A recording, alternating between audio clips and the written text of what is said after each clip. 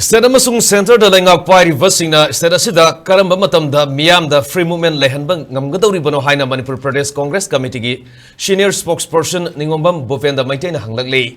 Congress bafan ngasi pangthokiba pawgi mifam amada Ningombam Bufenda hai sahi ani helava irang asida state amasung center da lengak pairi vasina Meeyam da free movement Leihanba ngamdre Constitution ki Article 19 state asigi miyoi amana Manipur amasung leivak asigi mafam amada ningtamna satpagi fundamental rights piri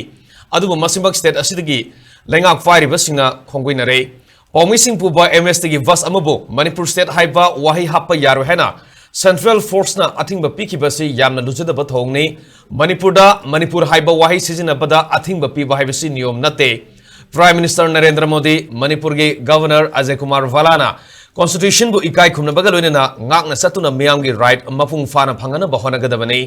Hojiki pipa masida misam Meeyam na Karam na safana SKTV free movement yahana bahona bada state amasung center lenga pairi vasingna kayam kuina matam Ngamga-Douribano hangki.